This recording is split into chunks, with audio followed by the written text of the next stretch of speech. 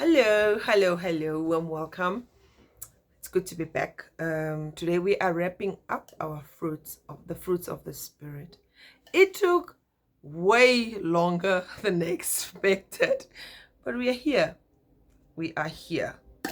So today we're going to talk about the final spirit, which is self-control. And I believe self-control is something we all suffer from. We all struggle with that.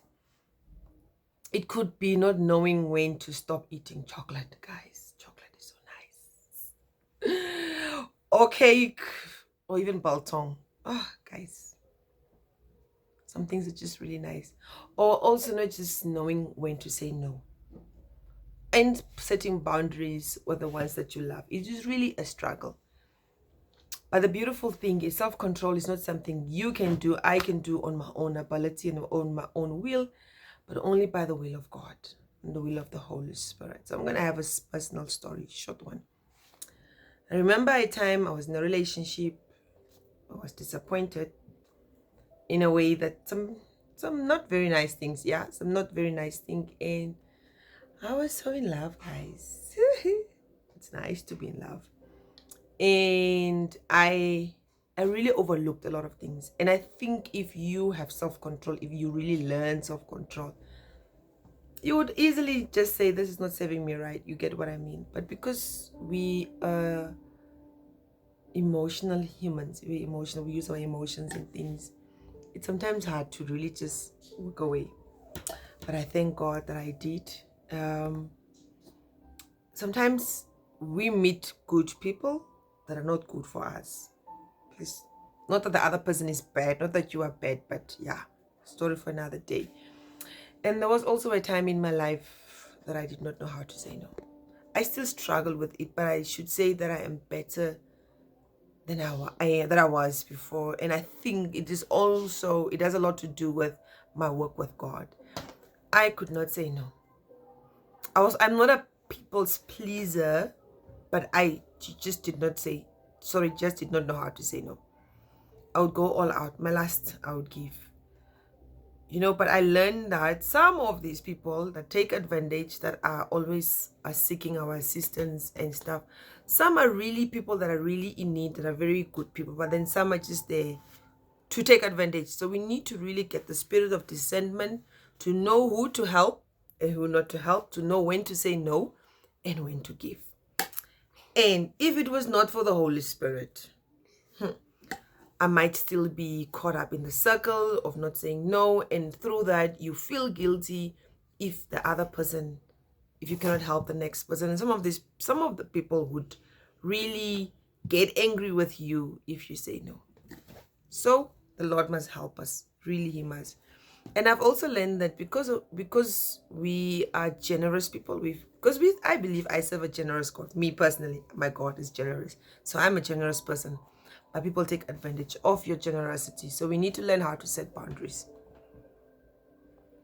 And also, without feeling guilty about it, without need to explain yourself as to why I cannot help you, as to why I cannot go out, as to why I cannot be there. You don't need to explain. Just learn to say no. Self-control. So what is self-control? And why is it important?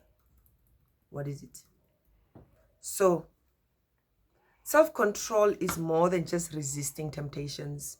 It's aligning our desires with God's will. And it helps us to avoid harmful habits or relationships. It helps us to build discipline in our personal lives and spiritual lives. It helps us to protect our emotional, physical, and spiritual health.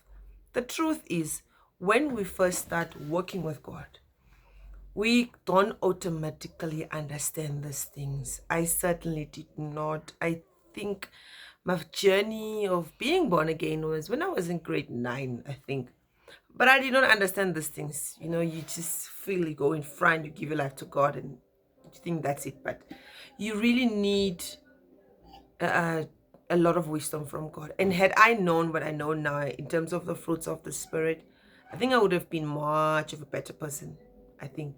But because We don't know these things. These things are not shared. You go, you give your life to God, and then life goes on. And people also a lot of times make things complicated. They just want to give titles and stuff to things, but it's not really that complicated. Once you give your life to God or as an individual and you start working on the fruits of the Spirit that I've explained prior, you become a better person, guys. You really do. And you can't do anything just by yourself, Learning self-control is a journey. It is not an overnight thing like all the other spirits. That it requires patience, prayers, and you need to daily depend on God and the Holy Spirit. How to achieve how to achieve self-control. Now you might be wondering, like, how does one actually develop self-control? So here are some pointers I wrote down. Pray and ask the Holy Spirit for guidance.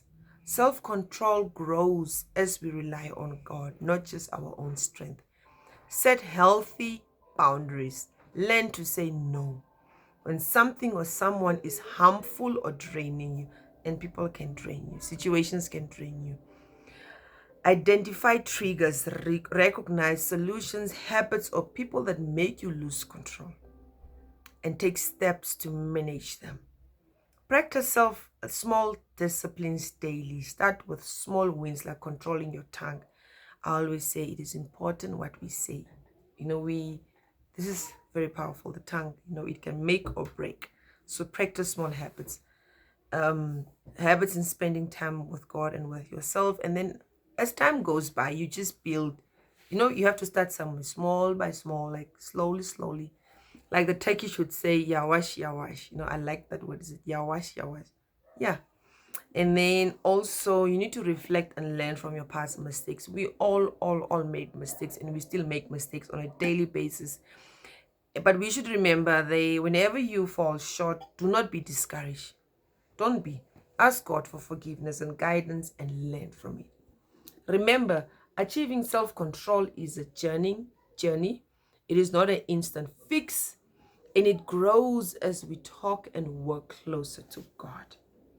So let's quickly recap the fruits of the Spirit. This is the last video for the fruits of the Spirit. We started off with love. Love, as you know, if you know me, you know I love love. The foundation of everything we do. And then we have joy, a deep, unshakable happiness that comes from God. Peace, the calm assurance that God is in control. Then we have patience, learning to wait on God's timing. That's a difficult one also. And then there's kindness, showing love through our action. And then we have goodness, living with integrity and moral excellence. And then there is a faithfulness, being loyal and trustworthy to God and others. And then there's gentleness, responding with humility and care. And then the final one is self-control, making godly choices even when it's hard. All these fruits work together, and self-control is the glue that helps us to keep them consistent in our daily lives. As we are closing off, and as this is the last one about the fruits of the Spirit, I really hope this series had encouraged somebody or has really helped somebody, because it has helped me. Not only was I sharing, but also through this, I was also learning. And remember, growing in the fruits of the Spirit is a lifetime journey. We have a long way to go with this. And we won't get perfect overnight, but every small step we take with God produces the fruits of the Spirit. Thank you for joining me on this journey. If you have been blessed by these videos, please do not forget to like, subscribe, and share. And let the Holy Spirit really guide you. And remember, as I said, the Holy Spirit should guide you. Lean on Him, and He will grow you in every fruit of the Spirit. Which also includes self-control. With that being said, my beloveds, have a blessed time until our next video.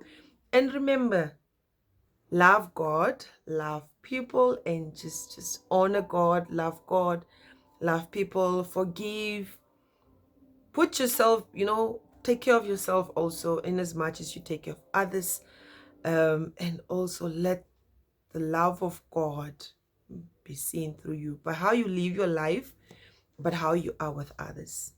Until next time, my beautiful people, stay blessed. And I love you so much. And guys, thank you for subscribing. And we are growing. We are really growing. So take care of yourself. Bye.